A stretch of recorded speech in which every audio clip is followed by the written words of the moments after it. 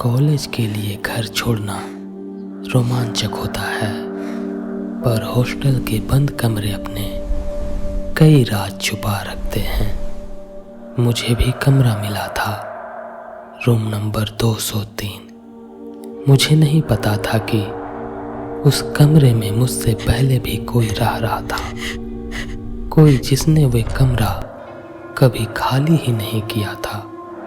दोस्तों, कमजोर दिल वाले इस कहानी से दूर रहें। चलिए कहानी को अब सुनते हैं। जब मेरा एडमिशन शहर के सबसे बड़े अच्छे इंजीनियर कॉलेज में हुआ, मैं तो बहुत खुश था। पहली बार घर से दूर एक नई जिंदगी शुरुआत करने का उत्साह था। मुझे हॉस्टल की तीसरी मंजिल पर रूम नंबर 203 मिला। कमरा थोड़ा पुराना था, दीवारों पर सीलन के निशान थे और एक अजीब सी महक थी, जैसे पुरानी किताबों और चमेली के तेल की मिली जुली महक थी। मेरा रूममेट छुट्टियों में घर गया हुआ था, इसलिए शुरुआती कुछ हफ्तों तक मैं कमरे में अकेला था। शुरुआत में सब कुछ सामान्य था, पर धीरे धीरे मुझे कमरे में अजीब चीज महसूस होने लगी। मैं रात में अपनी किताबें टेबल पर रख के सोता था और सुबह वो किसी और तरफ से रखी मिलती थी। पहले मुझे लगा कि शायद मैं भूल जाता हूँ। फिर एक रात मैं देर तक पढ़ रहा था, तभी मुझे धीरे से किसी के रोने की आवाज़ सुनाई दी।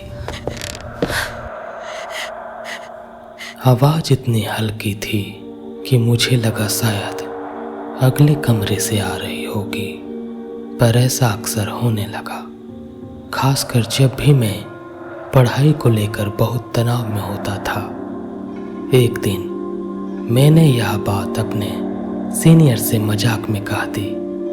वो मेरी बात सुनकर एकदम चुप हो गया। उसने गंभीर होकर मुझसे पूछा, तेरा रूम नंबर 203 तो नहीं है? मैंने कहा हाँ, और सिर हिलाया। उसने मुझे बताया कि 4-5 साल पहले उस कमरे में प्रिया नाम की एक लड़की रहती थी। वो पढ़ाई में बहुत तेज थी, हमेशा टॉप करती थी, पर फाइनल एग्जाम के दौरान उस पर इतनी दबाव था कि एक पेपर खराब होने पर वो डिप्रेशन में चली गई। फाइनल एग्जाम से ठीक एक रात पहले उसने उसी कमरे में अपनी जान दे दी। यह सुनकर मेरे रोंगटे खड़े हो गए। उस रात मैं बहुत डरा हुआ था। मैं सोने की कोशिश कर रहा था, पर सो नहीं पा रहा था। आधी रात को टेबल लैंप की हल्की रोशनी में मैंने कुछ ऐसा देखा जिससे मेरी आत्मा कांप उठी। कमरे के दूसरे खाली बिस्तर पर एक लड़की की धुंधली सी परछाई बैठी थी।